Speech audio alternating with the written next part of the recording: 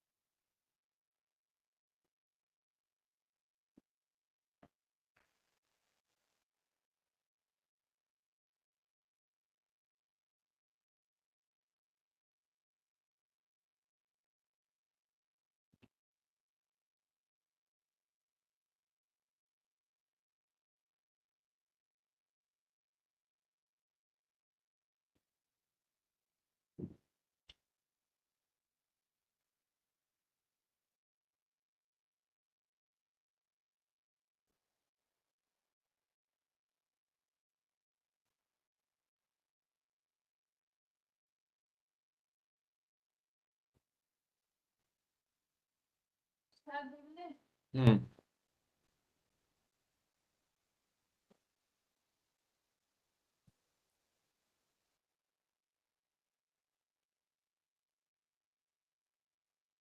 Good morning, everyone.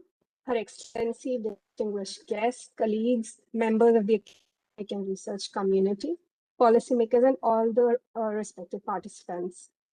I'm pleased to welcome you all to today's webinar, Governing the Invisible Participatory Underwater Domain Awareness Framework for the Brahmaputra Basin. Today's theme points to a core challenge in water management, especially river management. We often focus on what we can see: floods, navigation, settlements, and visible parts of economic activity. But many important processes happen out of sight under the water. Factors such as sediment movement, habitat changes, water quality, aquatic life, pollution, and climate impacts are less visible but crucial to understanding and managing river basin like the Brahmaputra Basin. Over the past few years, MRC's robust team of research fellows and interns have worked on several technical and policy projects to better understand these hidden processes and support evidence-based river management. We have done river hydraulic studies, flood risk assessments, and flood forecasting. We have also studied riverbeds, floodplains, and sediment movement, and channel changes. All these efforts help us understand how Brahmaputra behaves and what shapes it over time. We have been using new tools such as marine spatial planning, river information systems, and AIS data to model rainfall, elevation, and river location to predict urban flood risk and support better planning. We also focus on ecosystem health and livelihoods. These include habitat modeling, assessing fisheries and aquaculture, identifying suitable fishing zones, studying the effects of climate change on inland fisheries, and supporting sediment management policies. From environmental monitoring perspective, MRC is also researching real-time water quality systems, machine learning models for predicting water quality and assessing groundwater scenario, AI methods for estimating river nutrient levels in studies on pollution and its movement throughout aquatic ecosystems. So all these initiatives bring together fields like hydrology, ecology, fisheries, climate studies, mapping, AI, and public policy. Most importantly, they show why we need governance frameworks that integrate diverse data, disciplines, and institutions, and people to support better decision making. This is why Underwater Domain Awareness Framework, or UDA, becomes important. UDA helps us make invisible visible by bringing together science, technology, community participation, and governance to better understand and manage what is happening under the river surface. We are pleased to have Ms. Tejaswini with us today. Tejaswini Kaktikar is a research fellow at the Maritime Research Center and a final year Bachelor of Science candidate in anthropology in the University College London. Her research focuses on water security, river basin governance, and environmental policy, with particular attention to the sustainable management of Brahmaputra River Basin. Her work on participatory underwater domain awareness framework for the Brahmaputra Basin shows how digital tools and stakeholder engagement can help us better understand the river to make informed decisions and manage Brahmaputra sustainably. So before we move on to the keynote address, it gives me immense pleasure to invite Dr. Arnab Das, founder director of Maritime Research Center and Neerdhuni Technologies, to share a few words within the context of underwater domain awareness framework. Over to you, sir. Thank you, Catherine. Thank you so much.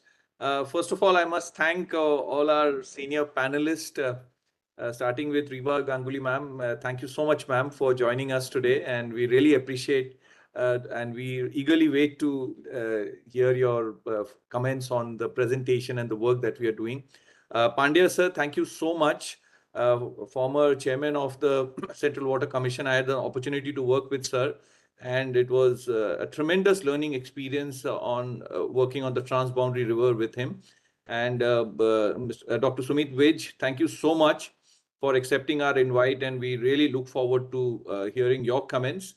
Dr. Mirza Rahman, I'm so grateful to you, and we always wanted somebody locally, I mean, who has been a part of the region, and your insights we very eagerly wait to listen to. And as Catherine mentioned, we are trying to, the entire underwater domain awareness framework, we are trying to work on multiple dimensions. So as we talk right now, we have 36 interns at our center, ranging from the top five IITs to BITS Pilani to St. Stephen's. And you'll be happy to know we even have English literature students working with us, because the work that we are doing, we need to communicate it better, and we really appreciate their contribution. And I'm so happy that our liberal arts team has really become strong, led by Catherine herself. And we have 7 research fellows and interns working. I mean, not interns, research fellows who are representing our liberal arts group, and they are really making a very serious contribution. Catherine herself has just submitted her handbook on the marine special planning along with Ambassador Anup Mudgal, and it is under publication with Springer Nature. So we are working on multiple dimensions, and I mean, a lot of people have worked on the Brahmaputra. There are a lot of publications, but when we were discussing with Tejaswini on this work, she's coming up with her monograph on this. The whole idea was to look at the Brahmaputra from the underwater dimension. And I think Tejaswini has done a great job. And I won't take too much time to keep you waiting from her presentation. So Tejaswini, I think I'll hand over to you. Please take it on from here. Thank you, sir. Thank you, Ram. I will just share my presentation.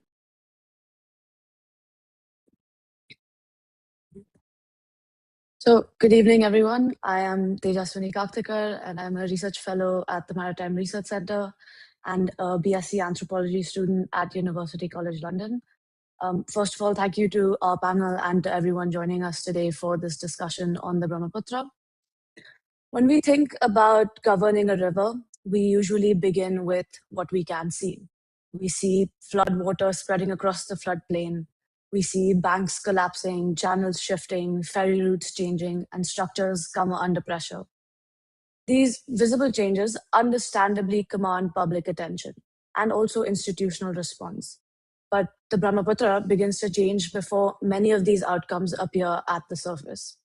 Sediment is already being redistributed, a channel is gradually becoming shallower, the riverbed is shifting, and scour may be developing, and underwater habitat conditions may have already changed. And so by the time these consequences become visible, the process producing it may be well advanced. This is what I mean by the invisible river. I'm not arguing that the Brahmaputra is unknown. It is the most studied and dynamic and strategically significant river system in the region, but that the invisibility lies in the gap between the processes shaping the river and the system through which we govern it. We, like I said, often govern the visible, a flood emergency, a disrupted route, a collapsing bank, or ecological decline that can no longer be ignored. But those conditions that produce such events have been developing underwater for weeks, months, or across several seasons. So the central question that I want to address today is, how can consequential underwater change become understandable, credible, and actionable within Brahmaputra governance? This is where the underwater domain awareness, or UDA, becomes relevant, not just as a collection of monitoring technologies and not as a promise that the river can be made completely predictable, but as a governance architecture, a structured way to connect underwater observation with interpretation, interpretation with verification, and verification with action. So my argument then begins with the difference between seeing change and being able to govern it. The problem is not simply that underwater processes are unseen. Many of them can be measured. Hydrographic surveys can show changing depths. Bathymetric mapping can reveal the form of the riverbed. And sediment profiling and repeated observation can sort of reveal deposition, scour, and morphological change. But a measurement does not explain its own significance.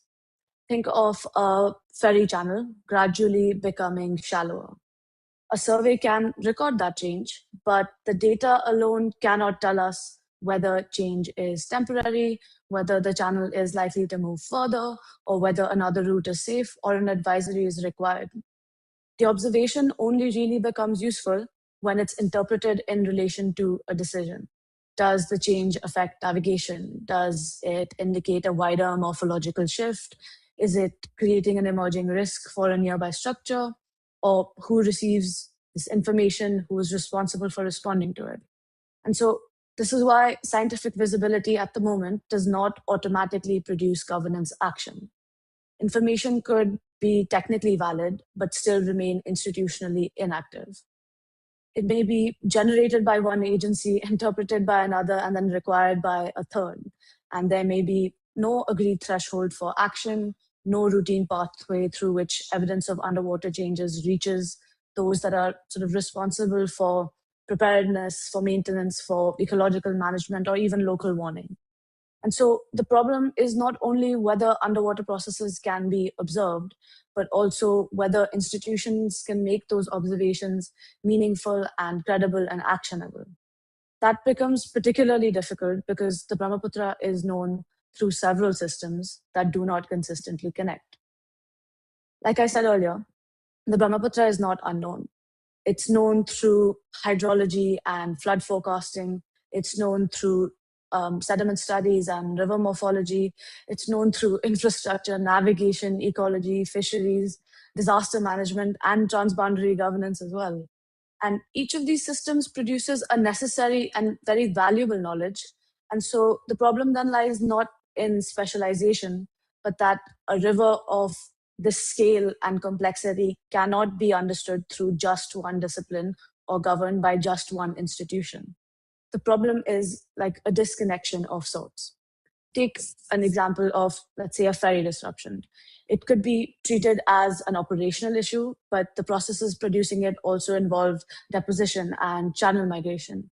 Take another example of a decline in fish catch, which could be approached as a fishery problem, but it may also reflect things like changing depth, substrate, turbidity, connectivity, and submerged habitats. And so visible consequences are clearly appearing in one sector, and the processes producing it are crossing several.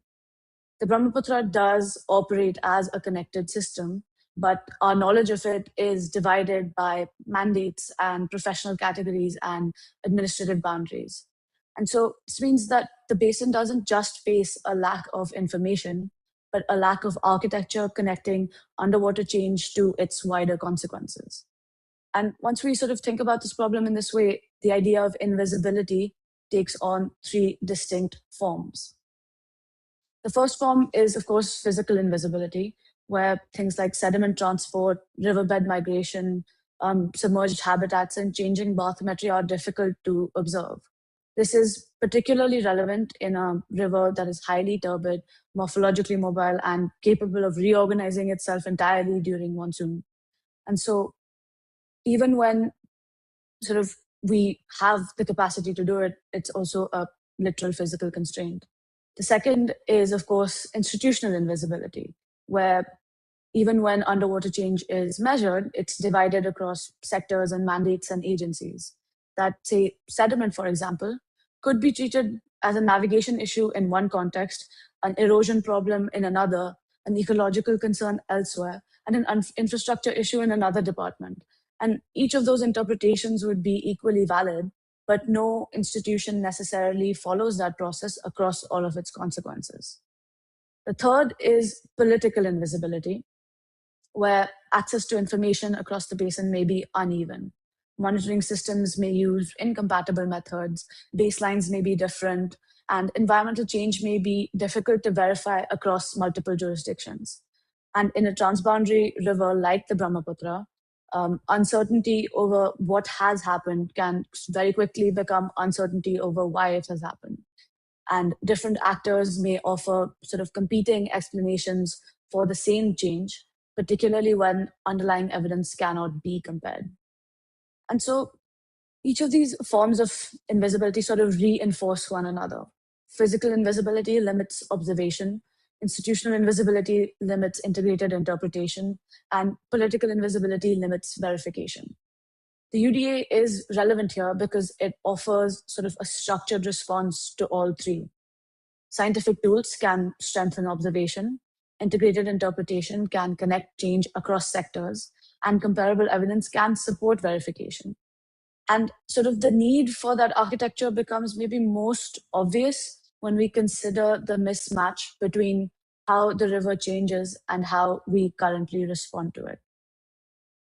Like I said, the Brahmaputra is incredibly complex. It evolves through processes, but our current governance responds to events, crossing becoming unsafe, a bridge foundation being exposed, a flood emergency unfolding, or visible ecological decline that we just can't ignore. But at that point, the issue becomes urgent and institutionally recognizable. But the event is more often than not the final stage of a process that began much earlier. The ferry channel, for example, did not become shallow the moment a vessel encountered difficulty. Sediment had already begun to accumulate, flow had already been redistributed, and the channel form had already changed. The underwater processes almost always precede the visible disruption. And it creates sort of a temporal mismatch of sorts. If governance becomes fully active only when consequence is obvious, the opportunity for earlier and more proportionate action has already become really narrow. But I think conversely, it's also important to note that not every underwater change indicates an approaching crisis. The Brahmaputra is naturally dynamic.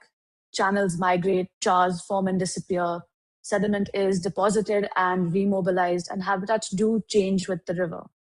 And so the task then is not to stop the river from changing, but to be able to distinguish from expected river dynamism and change that is becoming consequential for people, for livelihoods, for ecology and infrastructure. And so the governance gap also sort of becomes clear here, that the river changes through processes, but our institutions respond mainly to visible events. And these processes develop underwater, while information about them remains divided across institutions and difficult to verify across the basin. This is where the UDA sort of comes in. It offers us a structured way to move from asking what is changing beneath the river to asking what does that change mean, who is getting affected, who needs to know, and what should follow. Its relevance in the Brahmaputra is particularly strong because underwater processes are fundamental to how this behaves. Like I said, the Brahmaputra is highly sediment intensive, braided, morphologically mobile, highly turbid, and seasonally reorganized by monsoon flows. Neither of these are separate characteristics. They interact continuously. Flow mobilizes sediment, sediment reshapes the riverbed, and the changing riverbed then redistributes flow. And that redistribution then affects broader things like bank stability and aquatic habitats and security of river-dependent communities. And so this is why also no single underwater variable can explain the Brahmaputra in its entirety, and also why surface hydrology alone, although indispensable, is not enough. Discharge tells us how much water is moving through the system, but it does not by itself tell us how the riverbed is responding, how navigation depth is altering, or why erosion is intensifying in a particular place. And so understanding the Brahmaputra and then being able to govern it requires a coupled view of all of these factors. And the UDA provides us with a framework for building that coupled view. It provides like scientific tools like hydrographic mapping and bathymetric observation, for example, with ecological information and operational knowledge and the lived experience of river communities. Its purpose then is not to simply just generate more measurements, but to turn underwater change into usable river intelligence. What the UDA adds is the ability to understand the wider meaning of underwater change. A change in depth, substrate, and turbidity and sediment movement is not just a technical observation. It may affect things like aquatic habitats and fish movement. It may affect fish productivity, fishery productivity, ferry access, navigation reliability. It may alter how communities move, work, access markets, and respond to risk. And when evidence about that same river process can be compared across institutions and jurisdictions, it also becomes strategically relevant. This is what in this slide I'm sort of describing as ecological, economic, community, and strategic intelligence. They are not four separate UDA systems, but four dimensions of the same underwater processes. Take, say, a shifting channel, for example. Ecologically, it may alter habitat and connectivity. Economically, it may affect navigation or fisheries. For communities, it may change access or safety or livelihood conditions. And at the basin level, different interpretations of that shift in the channel may influence how institutions understand and also communicate change in the river. Bathymetry and acoustics and various other tools that we possess all reveal different parts of that process. And so the UDA brings all of those observations into almost a common frame. And so its contribution is not the instrumentation itself, but the ability to connect a physical signal to ecological, economic, social, and strategic consequences. That connected understanding is what I mean when I say river intelligence. But producing intelligence is obviously not the end of the process. The central question remains whether that intelligence can then be integrated into governance. For that purpose, the UDA can be sort of understood as three connected levels. The first level is the UDA as instrumentation. This is including the capacity to detect underwater change through acoustic sensing, through scour monitoring, ecological observation, and sediment profiling. The instrumentation tells us that something has changed. At the second level is the UDA as intelligence. This is where the significance of that change from the first level is interpreted. What does this mean for fisheries? What does it mean for mobility and livelihoods and river security? Is it part of normal seasonal variation, or is it becoming consequential? At the third level, the UDA then becomes governance. Governance begins when interpreted evidence is connected to responsibility, where questions like who receives these findings, who decides whether it requires action, who can issue a warning or inspect a structure, adjust a route, or change a management request, how is uncertainty communicated, where questions like these are asked. And so the progression of these three levels is relatively straightforward. The instrumentation establishes what is changing. Intelligence sort of explains why that change matters, and governance determines who must respond and what should follow. This is why the UDA is not just a technical monitoring system, but a governance architecture that connects underwater evidence to responsibility and action. That architecture can also be sort of organized through four linked functions. The first function is observe. Observation sort of combines physical, ecological, operational, and community indicators. Things like a survey showing changing depth, or sediment monitoring identifying redistribution, or river users reporting changes in channels, currents, or local hazards. The second function is interpret. What does that change mean in that particular reach? Is it temporary or persistent? What are its sort of consequences? The third function is verify. Can observations be compared over time? Are the methods clear? Has uncertainty been communicated honestly? The fourth function is then act.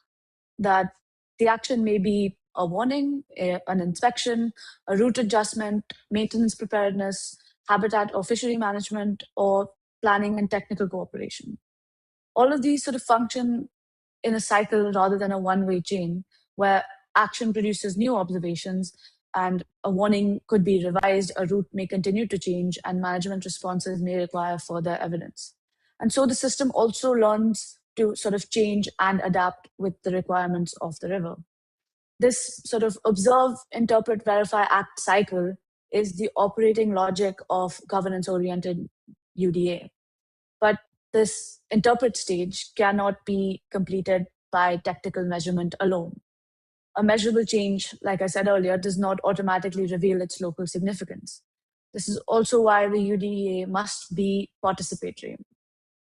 This idea of this participatory UDA is not just sort of a collection of local observations. It recognizes the different river users have different experiences in different parts of the Brahmaputra and therefore hold different forms of relevant knowledge. For example, fishers could observe changes in fish movement, habitat, turbidity, catch conditions, and fishing grounds. Ferry operators could encounter changing channels and depths and landing conditions and navigational constraints in real time. Char and floodplain communities could be experiencing erosion, channel migration, disrupted access, and emerging local risks. And so I think it's important to note that these observations, they don't replace scientific monitoring, but perform a different and very necessary function. That this idea that technical tools do measure change consistently, but local knowledge can help explain to us whether that change is unusual or operationally significant or historically familiar or already affecting everyday life. And so participation therefore strengthens this interpretation step. It connects technical evidence also to lived experience. It raises questions of authority and ownership, questions like who sort of helps define what should be monitored, who decides when a change requires action, who receives and benefits from that resulting information, which are all very important questions when we speak about sort of governing a river like the Brahmaputra. And so participatory UDA does not mean that communities are treated simply as sources of raw data or recipients of knowledge, but their sort of knowledge then helps shape how the river is understood and how monitoring processes are established. Consider, for example, bathymetric change. A survey sort of may identify a shifting channel or an altered depth profile, but ferry boat operators can sort of explain whether that change has already altered approach routes, increased crossing times, exposed passengers to stronger currents, or made a landing more unreliable. Consider also, say, sediment and turbidity. Technical tools may record changing conditions, but fishers can help interact and interpret whether those changes coincide with altered fish movement, spawning conditions, catch patterns, or access to fishing grounds. Consider also, say, bank and riverbed instability. Technical evidence may indicate erosion or scour, but Char residents could help recognize local warning signs like seepage and cracking, unusual currents, and change in bank sound. My point is not that every local observation is automatically correct, but that technical evidence alone may remain contextually incomplete, that community knowledge makes the UDA locally intelligible, that it connects physical change to routines, dependencies, vulnerabilities, and locally meaningful thresholds. But participation does not simply become credible because communities have been invited into the process. It also requires sort of clear conditions. For the UDA, those conditions, the first of those conditions is validation, where scientific measurements and community observation must be examined together. Local reports can sort of be assessed against technical evidence, but technical interpretations must also be tested against lived conditions. The purpose here is not to declare one form of knowledge superior to the other, but to almost identify where they converge, where they differ, and what further evidence is required. The second condition is reciprocity. Findings must return to the communities that contribute knowledge. If fishers report habitat change or ferry operators identify a hazard, the resulting analysis or warning or management response must not remain just inside an institutional system. The third is data rights, where sort of things like ownership, access, consent, attribution, and benefit must be clear. And this sort of understanding that community-generated information could have economic, ecological, political, or safety implications as well. The fourth condition is institutional accountability, that participation must connect to a decision pathway, that questions like who receives the observation, within what period is it assessed, how is non-response recorded are all asked. Without these mechanisms, participation becomes sort of consultation in name only. It becomes evidence gathered but not really acted upon. So these are not just operational safeguards placed around the UDA framework, but conditions under which the participatory UDA produces credible and actionable intelligence. The same sort of concern with credibility and comparability also applies when underwater evidence must move across institutions and national boundaries. At the reach level, verification means comparable observations, traceable change, and methods that other institutions can examine and cross-examine. At the basin level, the task becomes more difficult because different institutions and riparian states could be using different indicators, different baselines, different monitoring systems, and different technical standards. And so this idea of hydroverification in the UDA is almost a way of extending that verification function across those boundaries. It doesn't require complete data sharing, and it does not require one central basin database, and it does not assume that technical cooperation sort of eliminates political disagreement. Its more sort of practical objective is this idea of interoperability, that selected indicators, methods, metadata, and uncertainty ranges can be made comparable. Things like sediment change or channel and bathymetric change or ecological indicators or navigation conditions may offer sort of possible areas for technical comparison and collaboration. Each of the different actors in the system may retain their own sort of ways of producing and understanding knowledge, but the selected evidences and almost sort of points of comparison should remain understandable and examinable beyond the institution that produces it. This is not to say that verification is trust, but without verification, mistrust becomes a lot harder to contain. Where evidence cannot be examined, uncertainty about river change can become suspicion about intent.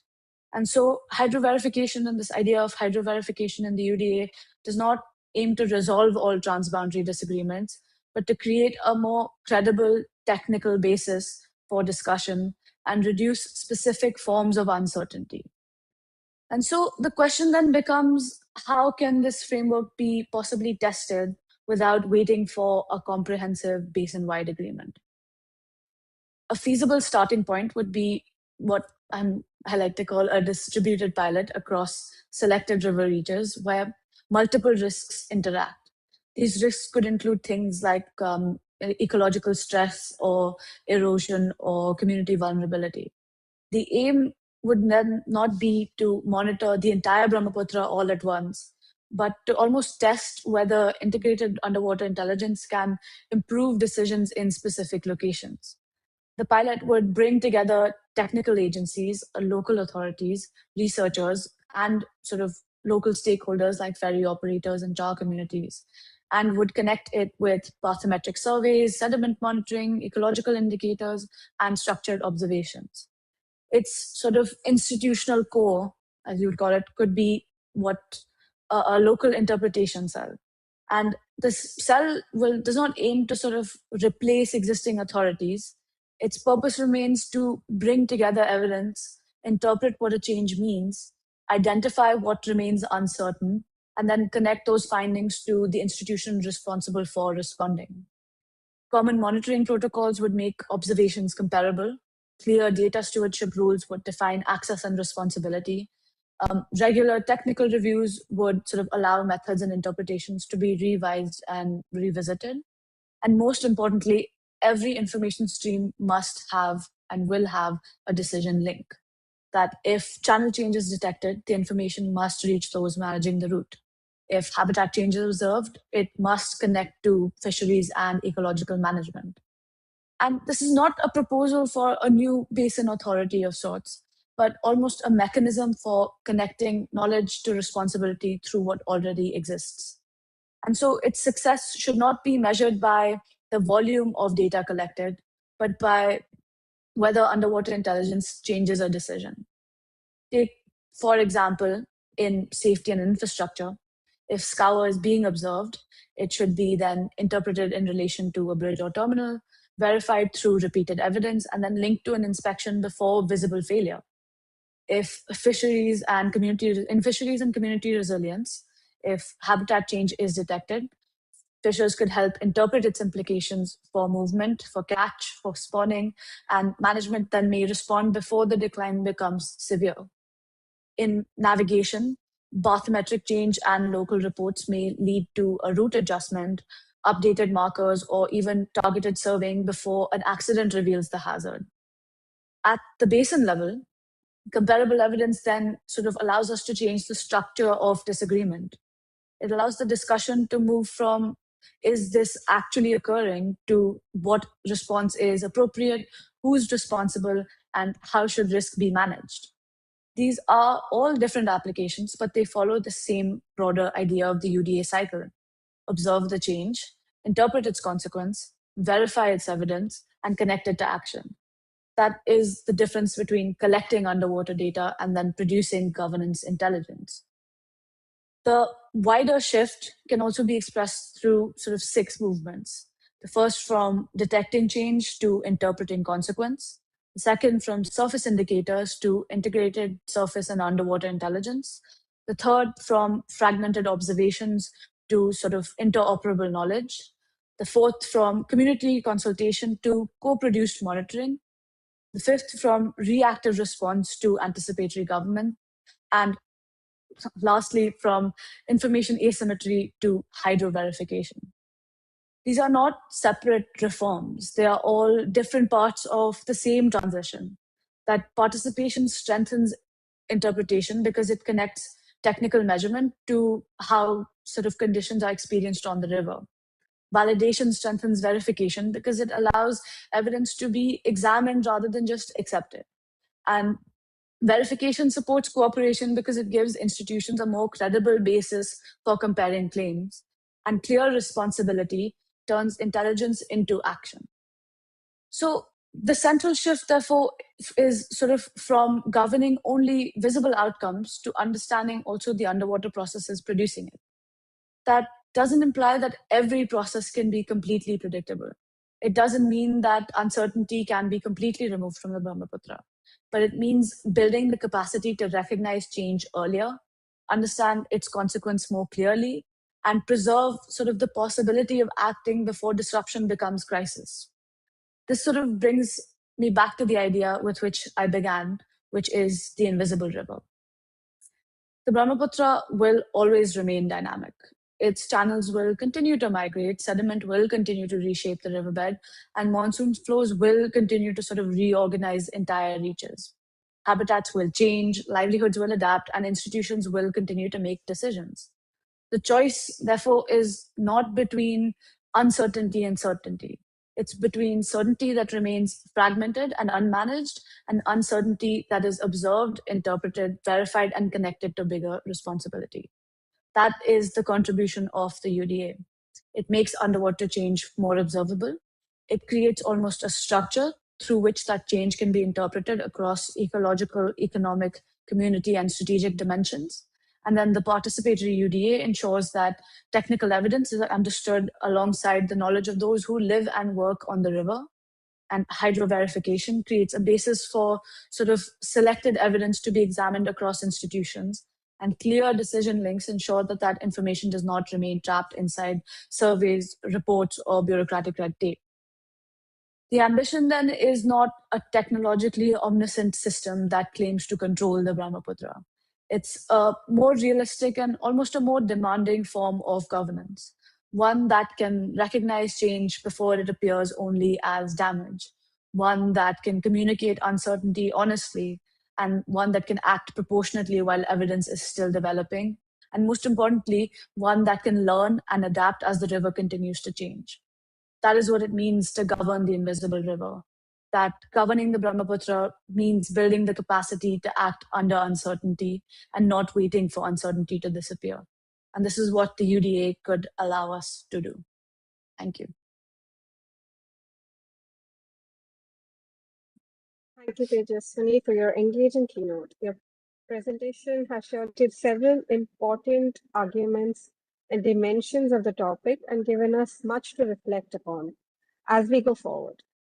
With that, I would like to transition to our expert interventions, where we will further explore these ideas and questions raised in your keynote. It is my pleasure to welcome Dr. Sumit Vij, Assistant Professor of Sociology of Development and Change at Wageningen University in the Netherlands. Dr. Vij's work focuses on participatory governance, climate and disaster governance, transboundary waters, and urban development. Dr. Vij, we are delighted to have you with us. Thank you, Catherine. And thank you, Tejaswini, for your presentation. I think it's also a new topic for me in that sense to understand the underwater. And frankly speaking, it's also was very interesting for me to look at Brahmaputra from that point of view. And what I did in this process was just taking a few notes on certain aspects that were mentioned throughout your presentation, Tejaswini. And they are not necessarily comments, but they are more questions that we can use to further ponder and see where we can take this discussion forward to. And maybe the other experts will add to that or contest to that. And I'm very much open to those ideas. So what I did was let me just reiterate. I made around 5 to 6 key points based on your presentation, and I'll try to put them in a flow if I can. But what is most important is that they're not following any particular order of importance. So please don't take them that this is a form of a bullet point. But what I would rather try is to make sense of them in the larger story of underwater. So the first point that really intrigued me was the point of the invisible that you mentioned, and very rightly said that you clarified what you meant by invisible. However, I had a bit of a disagreement when you were explaining that the river Brahmaputra is a well-researched river. I find it to be completely contrary to that. It is possible that, and I'm not from that world in that sense, but I do look into that in certain aspects, that from the natural science point of view, the river Brahmaputra is well studied. And what I've also learned and noticed is that there are smaller tributaries which are very critical to Brahmaputra, whether they are in India, whether they are in Bhutan, or in Bangladesh. A lot of researchers, local researchers, have put a lot of work on them.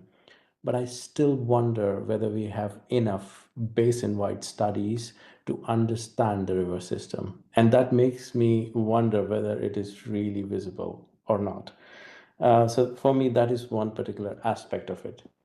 And just connecting to that story, in the later half of your presentation, you were mentioning the importance of governance, and you also kind of explained what do we mean by governance. It's not just about these natural phenomena, the geomorphology of the river or other forms of aspects that we look into it. What I also wonder is that do we have enough research on basin-wide governance of how these river systems work or could work in the future? So that's another point of that I really found to be completely invisible, at least based on my own understanding of the river system. I must say there are several examples and in the last 10 years or so, we have put out a lot of work, scientific literature on that aspect. But still, it needs a lot of work to be focused on, and especially on the political aspect of it. Again, just reiterating on this point of invisible, you mentioned these different aspects of invisible, and I found that more than processes, it's the people. They should be prioritized, and sometimes the voices of the people and these processes, these institutional processes, make sure and ensure that people and people become invisible, but also their voices are unheard. And I think that aspect is very critical, and I'm sure Mirza will put some more light on that in his expert comments. But I feel that these are the 3 or 4 key elements where I still find invisibility around Brahmaputra. Now, the other interesting aspect, and it's a bit more academic input, from my side, you mentioned about mismatches, and you mentioned about several aspects that could be a mismatch in the river system like the Brahmaputra. And I feel there is a bigger, very interesting literature around scalar mismatch. And these just don't look at the institutional level or the governance, for example, but they look into the jurisdictional, but also the ecological, but also the geographical. And sometimes it's also the people who are at a mismatch. And I think that is an interesting opportunity for research to really look into Brahmaputra. I've done some work around how domestic and transboundary level mismatches happen, and that creates a lot of political void, but also instability around negotiations, interactions between the states. And I think that would also be further explained and also further researched actually in this particular aspect. Moving forward, I was very intrigued by this idea of underwater, and like I said before, that for me also it was a new insight to listen to, but also think about. And I was wondering that underwater cannot be in isolation with the surface or even the sky rivers, as we talk about nowadays.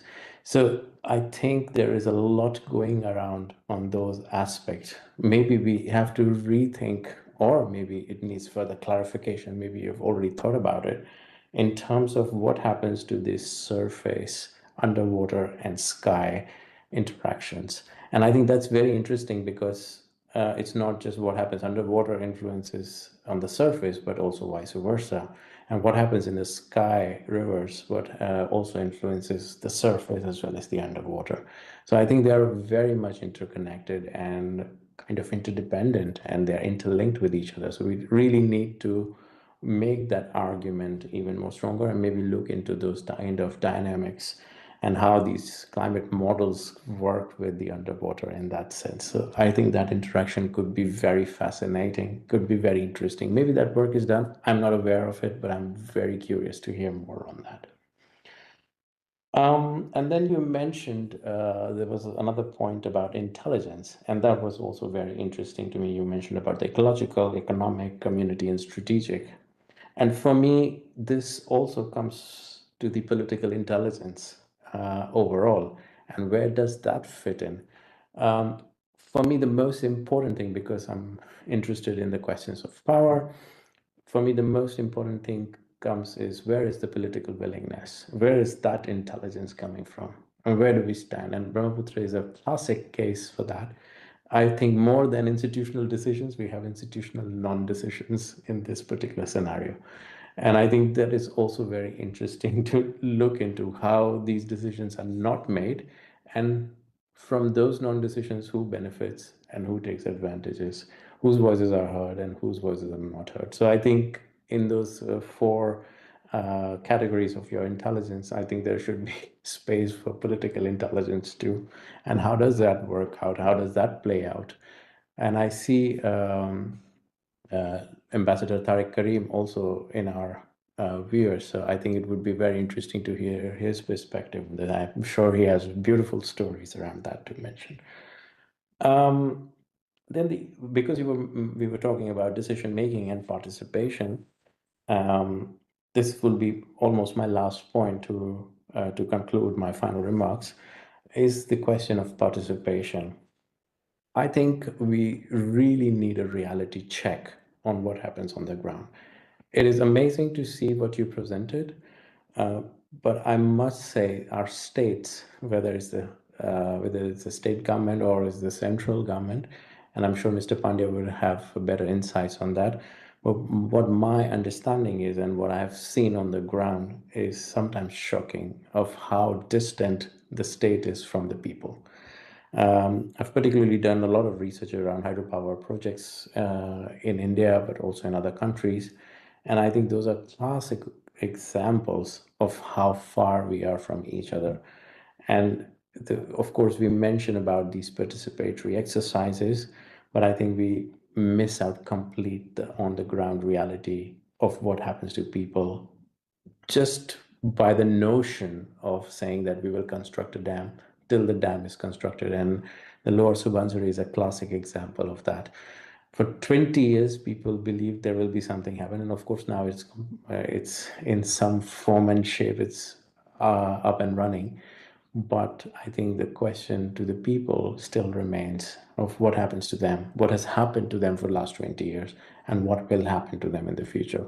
So I think there is a big question of participation. I will not go into the whole EIA exercises around it and all those, but I think there is a clear example that this was not done in a proper way, if I have to put it out. And this rounds up to me as a question of power. Who has the power? Who makes the decision? And whether it's underwater, it's surface water, or the sky water, I think the question at the end lies to the political willingness and the question of power, of what we want. And sometimes I feel that as a country, I'm talking specifically of India in this case, it is not that it doesn't happen in other countries, it happens there too. Sometimes we forget that in the name of national security and development, we forget, are we really protecting our own people, or are we putting them at jeopardy? So I think that rounds my overall argument towards your presentation. I made those 6 points, and I'm very happy to hear what others think about it, and I'm happy to engage in terms of discussions taking this forward. Thank you so much. Thank you so much, sir. Now moving on, we would like to invite our next speaker, Dr. Mirza Zulfikar Rahman, Program Coordinator and Research Associate at the Heinrich Böll Foundation, Regional Office in New Delhi. A researcher of borderlands ecology and transboundary river systems, Dr. Rahman brings a rich understanding of governance, sustainability, and socio-political dimensions of the Brahmaputra Basin.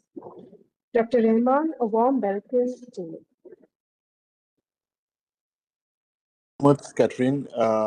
Thank you for your introduction, and I apologize that I cannot open my video as I'm outside, but I will. I enjoyed the presentation from Tejaswini, and I definitely see this as a very, very kind of well thought out presentation and very meticulous research that has gone to it. And I commend that, this kind of a work is very, very path-breaking in a way, as Sumit was saying. And Sumit's comments also I fully agree with all the points that he has made. What my points of that I wanted to actually look at in terms of comments in your work, in terms of how we look at, it was many years back, around 2010-12, when we were working on a film called Inner Lines, and this was with some a filmmaker from Guwahati, and we were actually putting our camera inside the water, and then showing the perspective from the underwater domain in the film. And that film actually also shook up a lot of people who were actually working on the river in terms of activism, in terms of policy research, in terms of artistic expressions as well. And I would recommend that film also to you if you have a chance to look at it at some point of time. It's called Inner Lines. And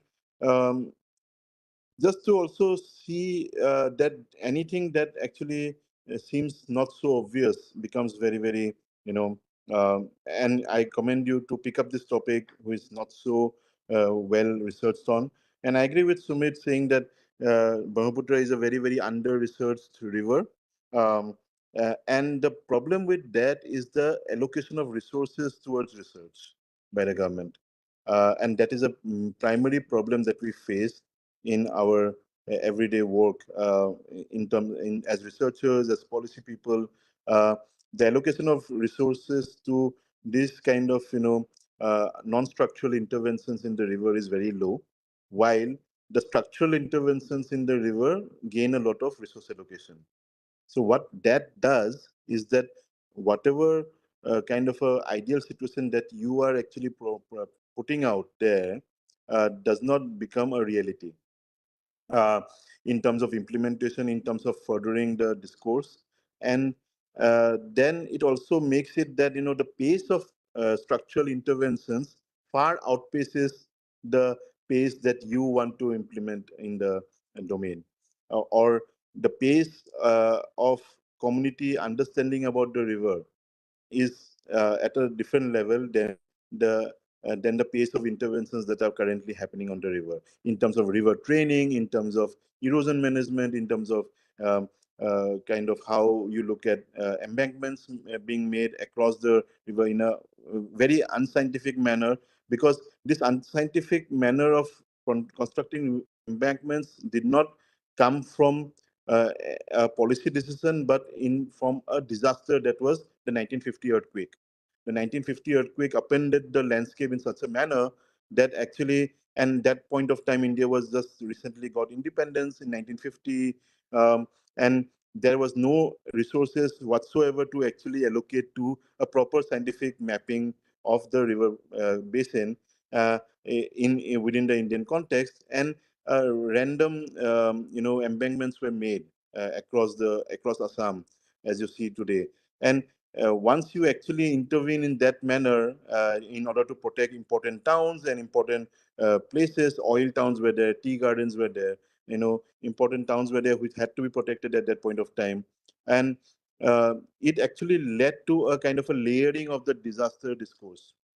So the embankments kept layered on top of the other in an unscientific manner because of that trigger that happened during that time.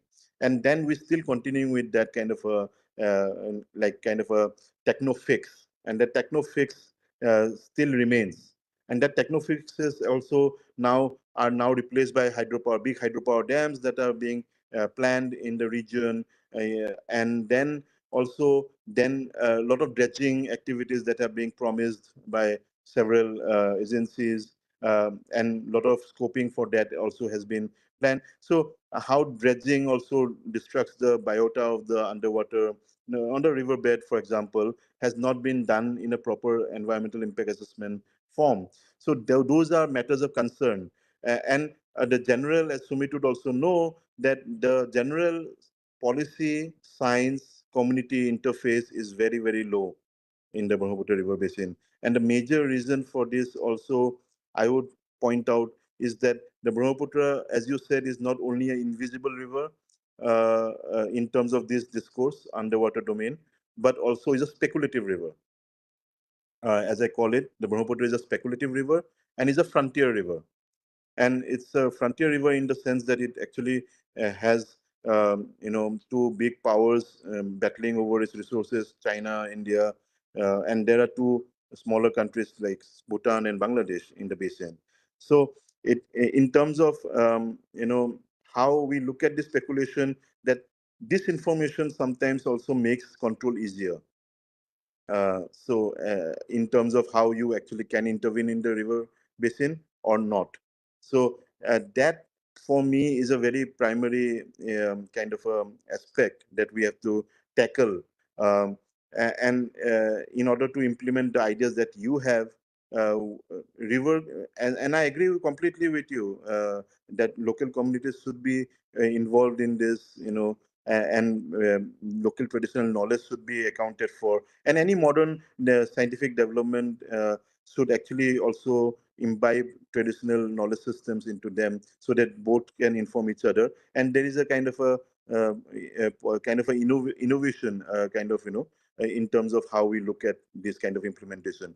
But what happens is that we can bring in modern technology like the energy transition debate that is we are having at the moment, but is it at the end of the day rooted in justness? The just aspect is very important. Are we making the community intervention participatory and genuinely participatory? And also in the sense that what are the democratic structures that we are putting in place in a democratic country like India vis-a-vis an authoritarian regime in China? How do we actually look at our internal governance systems about river systems and make it much more just and much more transparent? Because communities living along the river do have a right of basic information about the river, And it is not only because underwater domain awareness requires this kind of a community interface to come in. It is at every level that we need that. And as Sumit was saying about sky rivers, about the mist, the subterranean levels in the below the sky rivers, above the surface water, the water levels, the ripples, the underwater, the groundwater as well.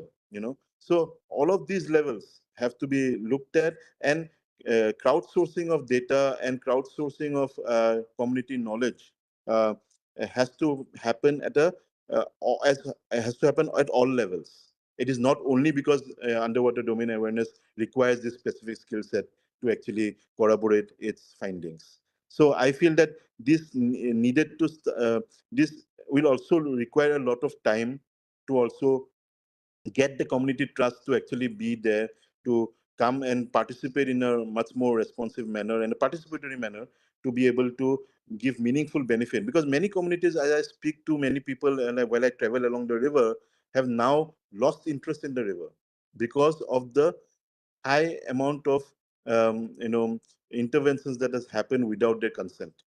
So it is not an easy task to immediately bring in, say that, okay, we require this, so we need to bring in this. That may not be such a obvious kind of a aspect to look at. So we also need to bring that into focus. And also in terms of how at a transboundary level, as you had spoken, there is also this aspect of how we can actually learn from Bangladesh, from how they have made rapid strides in this domain. And they have done a lot of scientific research over the past decades, which actually has helped them in navigation and maintaining the navigation channels active, and also the diversity of kind of fish is as you also spoke about fisheries and all that. The very diversity of fish is at stake by many of these interventions, which are happening all across in a very very kind of scientific and not properly studied manner, because the allocation at the first point towards studying the river is very very less in this kind of a river. And also it is also treated as a national security kind of a subject because of the presence of China in the basin. And as long as the presence of China is there in the basin prominently, and it's a national security context, the data, crowdsourcing of data and availability of data, even to researchers, is very difficult. Forget about the community. So in that sense, we need to actually really look at how we can really bring in this kind of a interface where we can build this kind of a aspect where such practices we have a kind of uh, Northeast India has 8 states, and all the 8 states are participating in a kind of a platform called the Northeast India Water Talks, where such kind of aspects are regularly brought in, and not only in terms of climate policy aspects, but also in the vernacular.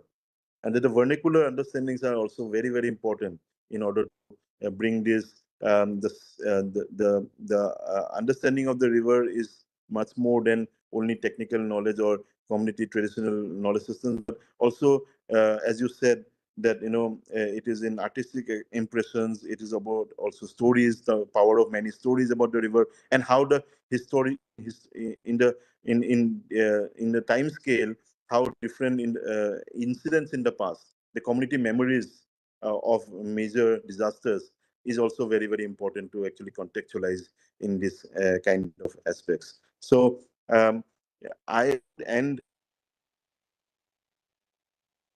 intervention.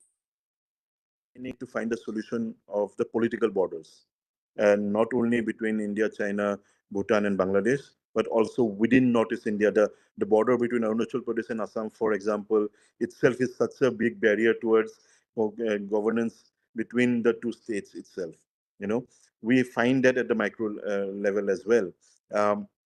So we need to actually underline a bioregional and eco-regional understanding of the Brahmaputra River Basin, instead of studying it in fragments, in political fragments. And because that is one of the major hindrances of being able to actually bring in this kind of fresh ideas and be able to actually pursue them with much more meaningful vigor. So I feel that bioregional and eco-regional understanding of the larger river basin will bring in a lot of solutions, and the pathway that you have lined out will also be much more realistic, and much more the countries and the respective political actors could also commit much more to those kind of than under the existing political boundaries and the mistrust that we see. The Ganga Basin Treaty that is was there for 30 years is ending in December this year.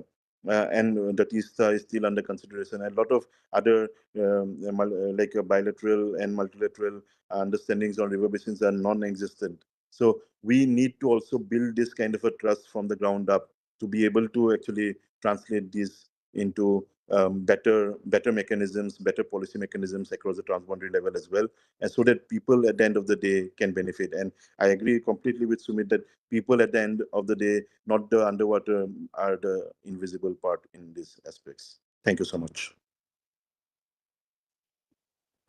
Thank you so much, sir.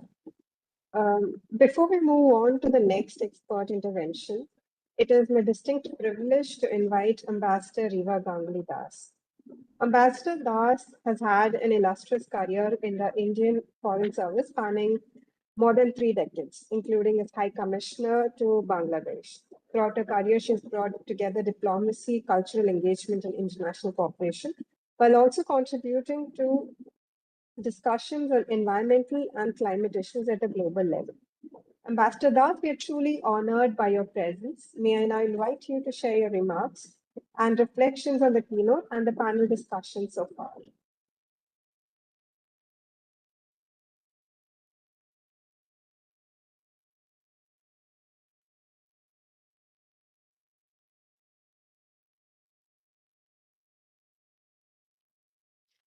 Yeah, am I audible? Yeah. Okay. Yes, So ma'am. thank you, Dr. Das, for organizing this, event, and many thanks to Tejaswini Kartikar for presenting a fantastic work and extremely meaningful comments that we heard. Unfortunately, I will have to leave soon because, I have another commitment. This is really not a subject on which I'm an expert, so I can hardly say anything on this subject, which is, to add to the meaningful discussions on this. What I basically wish to speak about is that, what I've learned from this discussion is that this is a very important tool. And I was particularly interested in what Ambassador Tariq Karim wrote in the chat box. And I'm very glad that he's here, and pleasure meeting you virtually, Ambassador. So it is a important tool that can be used. But what I understand is that it still requires a lot of work. And from what I understood from Tejaswini's presentation is that probably pilot projects on this has also not been done, if I've understood correctly. But there is no doubt that, as we talk about the governing the invisible, especially in the context of Brahmaputra, there is also understanding the unknown. Because, we are all aware that, China, as the upper riparian, is building this extremely massive dam on the Brahmaputra, which they themselves say is going to be bigger than the Three Gorges Dam, which is the largest dam in the world. And this is projected to generate 60 gigawatts of power, will cost $137 billion. And we are talking about, the project having taken off already. So the implications of an upper riparian, undertaking a project of this magnitude and on which so little information is publicly available, should be a cause of great concern to the two lower riparians, India, Bangladesh, as well as to the Bhutan, which is also impacted as a country which is in the basin. So I think certainly UDA can be a useful tool in this regard. But I was also very interested to see that UDA can. I mean, naturally, having been a practitioner all my life, having done diplomacy, and because water sharing is such a sensitive issue in the subcontinent, if you look at with Bangladesh, of course, the Ganga Water Treaty is coming to an end very soon, and the Tista, which was the water sharing was agreed to, was not signed. There are 54 rivers which India and Bangladesh share, and water sharing has there is very little, very small water sharing, projects which are going on. But but what I feel is that the India Bangladesh discussion on water does not have to be limited only to water sharing. UDA is exactly the kind of technology, the kind of governing framework which we can share, which we can talk about, which can be extremely useful in terms of dealing with as sensitive an issue as water. And we don't have to start at the massive water system like the Ganga or the Tista or the sensitive ones. There are n number of small rivers which flow through India into Bangladesh. There are a couple of rivers which flow from India into Bangladesh, then come back to India, where strangely we are both the upper riparian as well as the lower riparian. So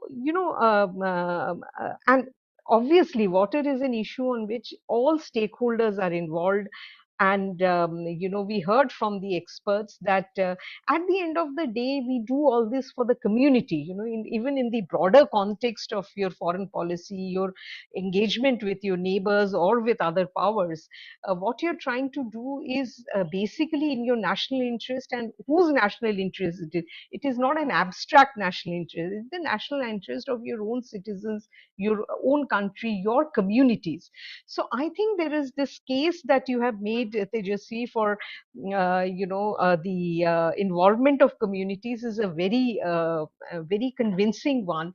And being in the rivers which flow through our water, through our borders, which are probably little more not so which don't have that kind of political significance as Ganga and Tista or the other major rivers. In a smaller major river system on our side of the border, taking into account the communities on this side of the border, if a new technology, if a new framework like a UDA can be used as a pilot project, I think we can really show an example of how neighbors can work together, for communities. And we know that in the deltaic region, we depend upon the river not only for navigation, extensively for navigation, for livelihood, for fisheries. Communities depend on it. Our culture is woven around water. Our music, our dance, you name it, and you have water in it. Water is so essential to that. So I think I have really learnt a lot from my from listening to all of you. And I think UDA can be a very powerful tool for examination of transboundary waters as well. But I think a lot of work still needs to be done. You have to start at the local level, community level, and then go up. But building awareness about UDA, building awareness of how powerful this tool is, and also creating removing some myths, because I see an automatic sort of concern about whether on security or a military perspective, because of the nature of this technology that you're talking about, nature of this framework. So I think implications of the use of UDA have to be understood a little better. But I think you've started very well, Dr. Das, and I wish you all the best as you move ahead. And there are so many young scholars involved with this, and that is really gratifying. And I'm sure in in some days to come, maybe we can actually use UDA for constructive discussion between an upper riparian, lower riparian, middle riparian, in understanding what is under the waters, as you said, and also what is unknown to us, as I flagged. Thank you so much for giving me this opportunity. Thank you so much, ma'am. Thank you. Thank you so much, ma'am. It was a pleasure having you with us today. As we move on to the next expert, it is my privilege to welcome Sri Ashwin Pandya sir, former Secretary General of the International Commission on Irrigation and Drainage, and former Chairman of the Central Water Commission. With 4 decades of experience in water resource engineering and irrigation planning, Pandya sir has made outstanding contribution to the water sector in India and across the world. Pandya sir, we are honored to have you here today and a heartfelt welcome to you. I look forward to your valuable insights. Thank you very much. At the outset, of course, I would like to congratulate Tejaswini for having put together a good collection of various issues that the river systems across the world really face. And Brahmaputra is a very special case because in case of Brahmaputra, the amount of water that it carries and the topography through which it traverses are highly diverse. Probably no other river system in the world has got a kind of a diversity in terms of the topography, in terms of the physics, is there. So from that angle, it's a very challenging kind of a topic.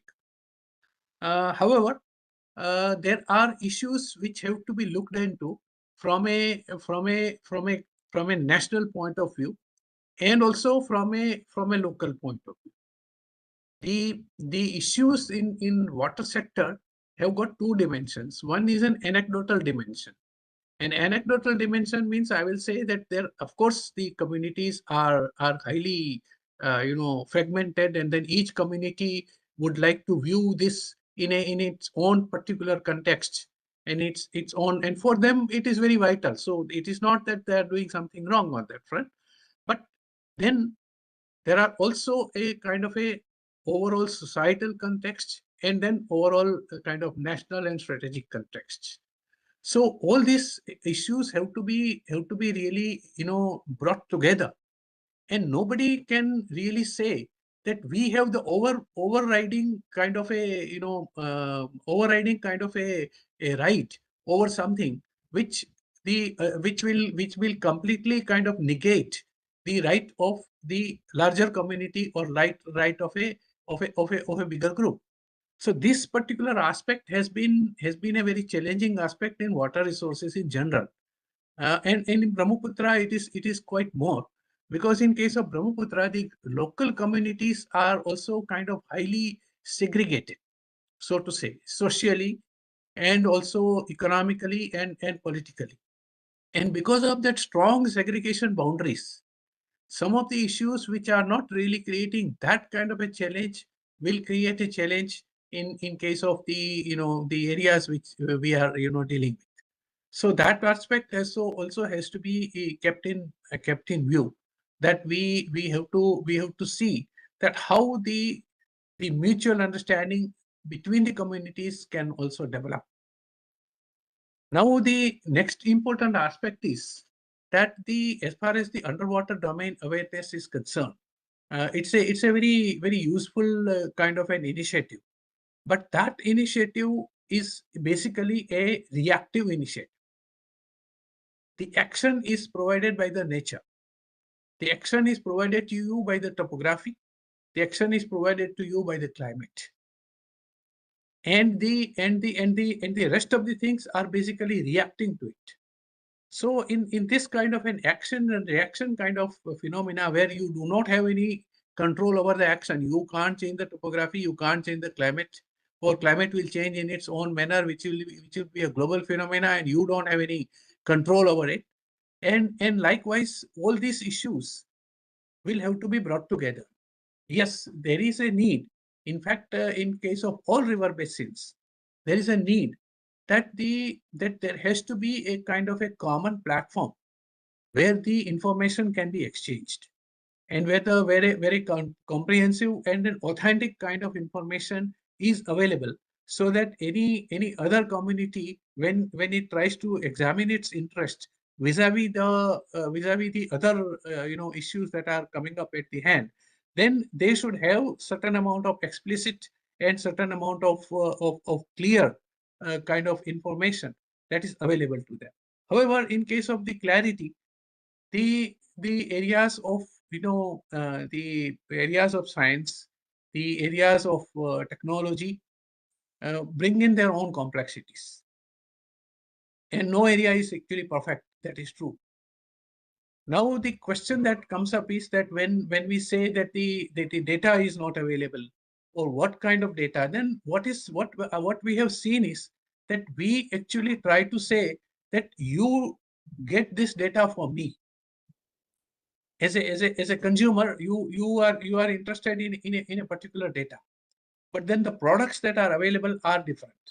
Now, each of the products always gets created for a particular purpose. So it is the also a kind of a part responsibility of the consumer to see that which product really suits them. That's number one. And then which product can be tailored, or how much of a product can be really required in order to carry out their own work. And this kind of an area is also missing in case of Brahmaputra. That's a very unfortunate aspect of it. But the fact remains is that in case of Brahmaputra, we do not have such kind of comprehensive kind of a data exchange, which can then create an awareness about the implications of what we are doing and what we are not doing. For example, Ms. Rita Ganguly Das brought up this issue that when some some kind of an adversarial kind of relationship is translating onto the water resources, then what should be your actions? You cannot really look at I can be a kind of a community. I can be a cluster of something like, let's say, 20 villages, or five five tribes. But then the global context in which these certain things are happening also will have to be appreciated, because I am safe only when the nation is safe. I am safe when the overall situation is manageable. So these aspects are also quite severe in case of Brahmaputra Basin. At times, what sometimes gets talked about are the issues which are not really, if you really implement them in that very sense, then they will actually create a kind of a harm to somebody else. Now, for example, in case of Brahmaputra, the basin is characterized by extremely diverse kind of topography, and with a very severe kind of a climate. The climatic action in Brahmaputra is a very peculiar kind of an action, where there is a kind of a clear-cut boundary at the India-China border, as we perceive it. There is a very clear-cut boundary. If you look at the rainfall patterns, the entire flood that gets generated in Brahmaputra is primarily coming out of the Indian territories. But the lean flows are coming out of the Chinese territories. And if you miss any of these two, then what happens is that you have a situation where you will be kind of having a huge disaster in your hand, and coupled with that, there will be a huge kind of a shortfall in your hand, and that is happening within the same year.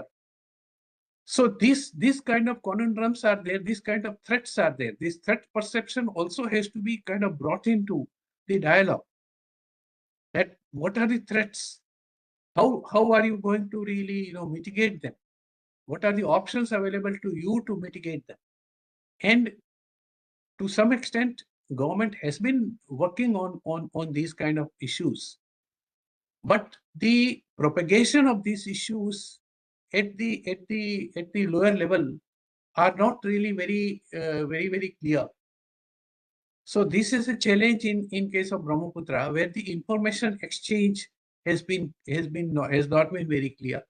The next important part that is happening is that at the governance level, the challenges are pretty large, and somehow or other, this integration of these challenges in a politically coherent kind of a way have not really happened.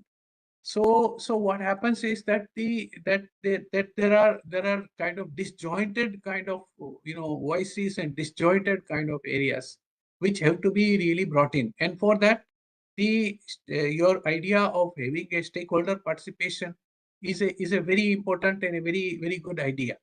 And for that, what is required is that we need to have set up the kind of coordinated dialogue mechanisms between the various entities.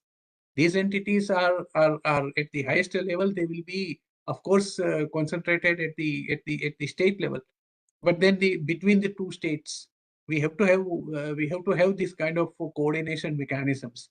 At the union government level, we have been trying to establish this kind of mechanisms for a very long time. But unfortunately, the political realities do not really are amenable to ultimately kind of going towards that kind of a utopia, I would say. But then at least there has to be a kind of a common understanding of mutual interests, and whether these mutual interests are getting served by whatever is being done by the various parties or by the various groups. This particular issue requires a interdisciplinary knowledge. This requires an interdisciplinary understanding. And this interdisciplinary understanding has to be developed at every level. It is not merely a government's responsibility to have all the interdisciplinary knowledge. It is also required at the community level to understand that. You have to understand that, I mean, if a flood is occurring, what could be the remedial measures through which this can be sorted out? The problems are so big that, like Professor Mirza Rahman just now brought in, like the question of embankments. The issue is that the problem is so big, the investments required are so high, that you cannot really think in a situation where you can say that I will always have the ultimate solution. The ultimate solution will be beyond your resources, because your resources are common national resources, and you cannot really have a situation where you will spend resources only on one aspect, and there will be nothing on any other aspect. So this particular area also at times requires you to do some kind of a stopgap solutions, and you cannot deny those stopgap solutions, because if you don't do that stopgap solutions, the resultant disaster would have been much larger. So the interventions that are being made also have to be understood in the context of economic, in the context of national strategy, in the context of individual comfort or community level understanding. And then there has to be, of course, the adjustment between the various things, and that is where the governance comes in, because there is only one common agency in any kind of a modern kind of state, which is a nation. And at the nation and at the governance level, as it is devolved down the line, through the state governments and through the local bodies, and this particular area of governance has to have more understanding of the issues involved and has to be more responsive, because the people who are likely to feel harmed or people who are likely to feel encroached upon also have a kind of a requirement which has to be understood and which has to be met with. You cannot meet everything in one go, but then at least what we have seen is that if you make an economic sense of what is happening to them, and with that economic sense, if they can if they can be kind of given a kind of an outcome which is a little better than what they have, then this kind of resistance and this kind of mismatches can be reduced to a great extent. So there are actually very multiple kind of areas. There are certain constraints and there are opportunities. The constraints have to be converted into opportunities. For example, in case of Brahmaputra, you have a constraint. You have a constraint in a geological sense, like what you have in case of let us say northwestern Himalayas, where you have got a frontal kind of foothills, shivaliks and others, who are different than the greater Himalayas. In case of northeast, you have no such boundary. The greater Himalayas suddenly end into a plain. You look at Pasighat, what happens? Now, when you are facing with these kind of issues, then the translation of these issues into opportunities have to be understood, and those kind of developments have to be properly sold to the communities, and then communities also have to be brought in. And there is a lot of political also kind of and governance kind of issues that are also there, which has to be brought in. But all said and done, yes, I mean, all those things cannot be done in a day. We have to have a lot of work still pending on us. But the fact remains is that we need to have what I will call basin dialogues. See, I mean, when you look at it from a geographer's point of view, or when you look at it from a social point of view, then you actually look at the river as a kind of a linear feature. And you talk about that linear feature. But that is one of the most misunderstood kind of concepts in the non-hydrology communities. The river is not a river, it's a basin. The basin has to be understood well. And then you will understand the river in a better sense. And for understanding the basin, yes, you have to understand all these issues.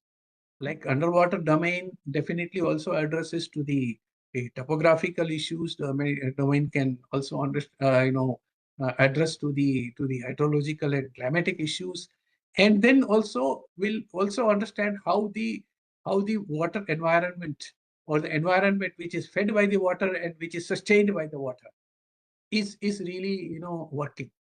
So for this, a kind of a good kind of dialogues have to be there. The various parts of the basin which are also contributing to the river. Today, the water that you see in Ganga or in Brahmaputra is not the water of Brahmaputra. It is water of every square inch of that particular territory that has ultimately translated into that particular flow at that point. So it is not that the stakeholder who is directly affected by the river is the stakeholder.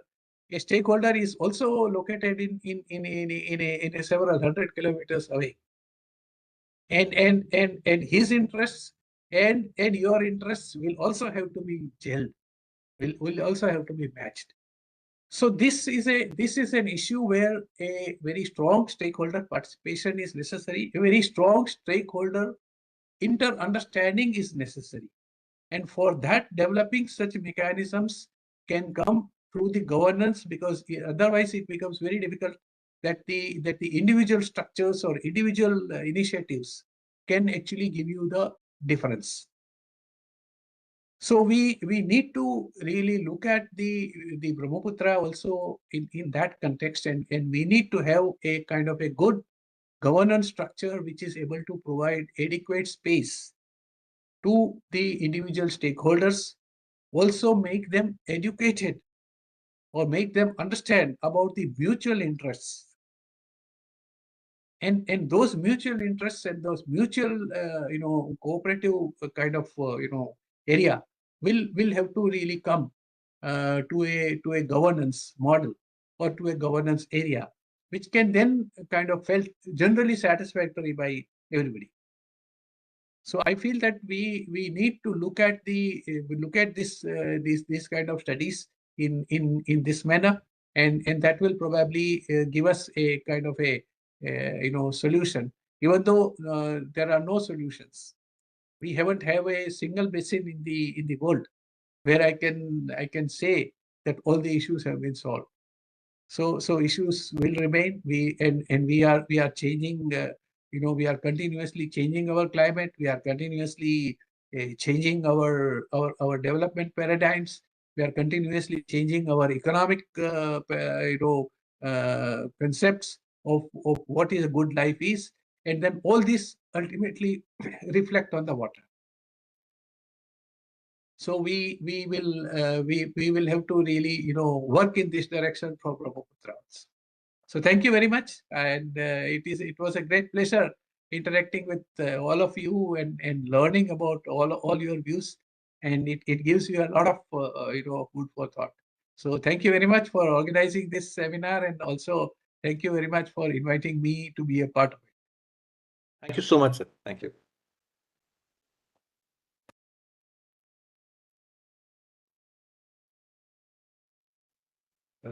I would request Ambassador Tariq Karim, sir, to kindly give his final comments, sir.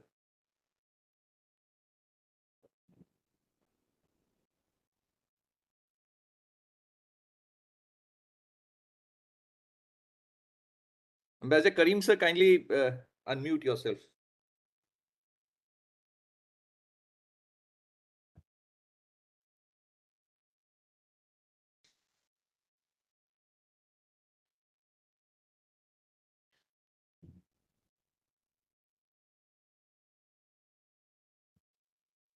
Okay.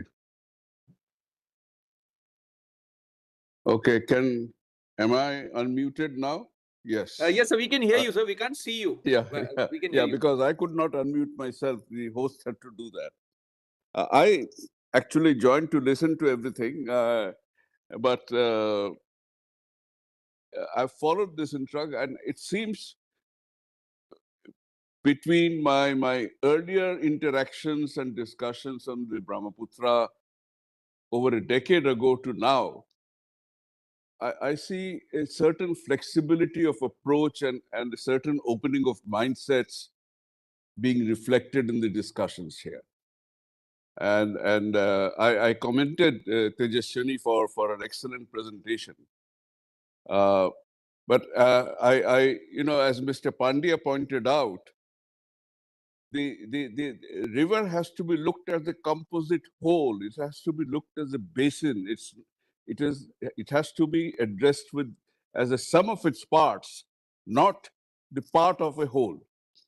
And this is the tragedy that I attribute it to our history and the legacy of history, where the partition syndrome basically the rivers cannot be partitioned. The job of the water of the river is to flow, and when we stop that flow, the river takes its revenge.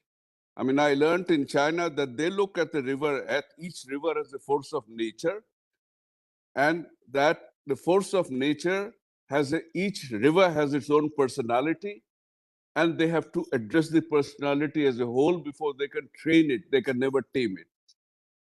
In India also, you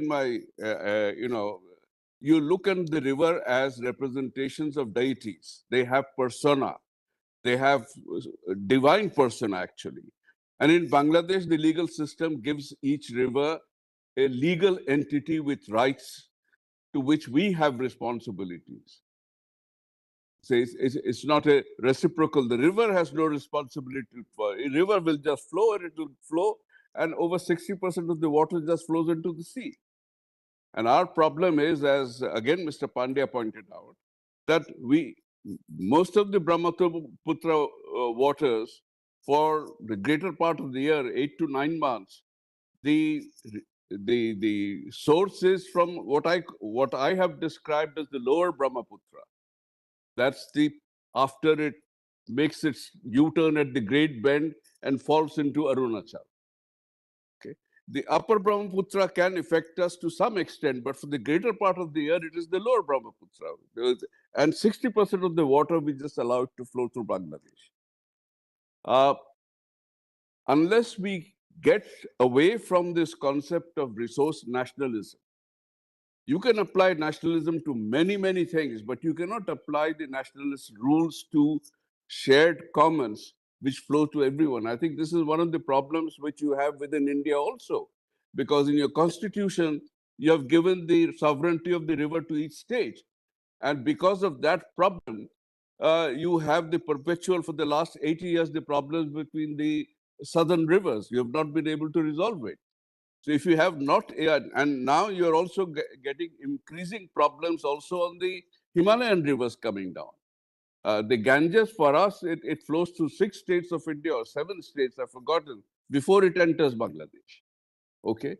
And so you already have disputes developing between the states in India as to what will be done with the waters. So we cannot talk of rivers as sharing a division of the spoils. Unfortunately, that is the paradigm and the narrative into which we have locked ourselves in. And politics, whether it's domestic politics or transboundary politics, sort of reinforces that. We have to get away from it. And I think here we have to look at the example of the 2 European rivers. I mean, the Rhine and Danube, they've had governance frameworks for about 200 years. It's even before the world wars and the different wars they fought with each other did not adversely impact on how they managed the rivers. They understood that everybody's well-being and life depended on that. And I think that is where we have to move to. So the suggestions made by Tejaswini in her papers, I think that is a good pathway in trying to, because we all need to understand the nature of the river, and we can only do that if we are working together. And I would strongly suggest, Commander Das, that you take an initiative. I was in a meeting about 3 months or 4 months ago, where there were Chinese participants also on discussing the Brahmaputra, where Anamika was also a partner. And I think we need to carry that forward. You know, when I first told the Chinese some 8-10 years ago that, look, let us look at the Brahmaputra as upper and lower, because we can't get funding from international agencies if a river is disputed. So first they were reluctant to accept the idea, but when I explained to them that, look, we cannot stop water flowing to you. You have all the means of stopping the water flowing to us. But the reality is that 70% of our water is after the river crosses into Arunachal. So let us deal with that ourselves. Of course, now they have brought up again that the dispute on the territory on Arunachal. But that, I think, is something we can still work around. Okay. So we have to work. Bangladesh as a state has been always saying, and particularly since 2010, that let us focus more on management, holistic management of the river basin, rather than focusing our attention on contested disputes of how much share we are getting on each side. And perhaps that will lead us to a situation where we will be better able to strap some water, hold it when we have less water, and use it, during the drought season. And in the surplus, we have to think about how to control floods. Now, yesterday or day before yesterday, I read a newspaper report which was alarming because, well, I was aware that of the fact that the glaciers are retreating at an alarming rate. They may disappear by the end of this century, or at least 80% will be gone. But the permafrost is also disappearing. And rivers are changing the course, because rivers, as living entities, they adapt to whatever resource they're getting. And the changing of courses, I think we need to focus on what's going to happen and start taking measures on how we are going to protect the communities that are going to be affected. So these are my preliminary comments on this. This discussion, I hope you will share it with us also. Certainly, it's a additional volume. But what I'm hearing is that everybody is talking more and more about, my good friend Sumit also mentioned the same thing. We have to now look at the rivers more holistically, and we have to think about managing it. If it's a persona, whether in your mythology or on your belief system, or in our legal system here, or in the scientific manner with the Chinese, then the persona you cannot think of carving up the persona, dissecting it, and one person taking one arm and the other person taking one leg. You have to think of how you live with that persona to make it help.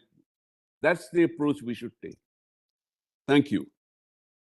Thank you so much, sir. Really appreciate your comments, sir. And we will certainly share all the reports of these webinars. I mean, the previous one where you were also a panelist, and this one and the next one also we will be. And of course, Tejaswini is almost completing her monograph on the Brahmaputra, covering various such aspects. And we really thank all the panelists for their very insightful and very, very pragmatic comments. And Tejaswini, I'm sure, has noted down all the points that have been given, and we will certainly incorporate. And we really appreciate all of you with so much of in-depth understanding and expertise on the subject, and multidisciplinary expertise. So we really thank you for all that.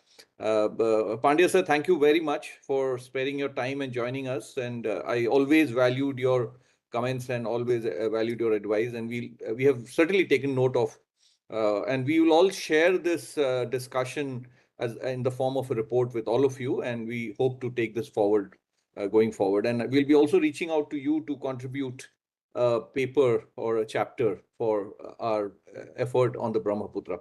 Dr. Vij, thank you so much.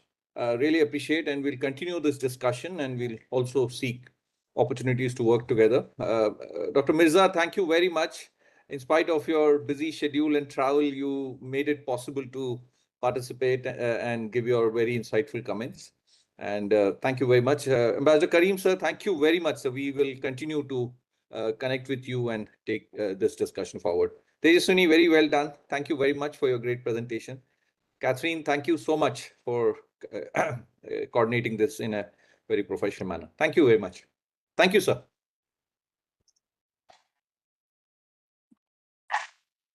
Thank you, sir. Thank you, sir. Thank you. Shreya, thank you very much. The tech team, your support is very important. Thank you.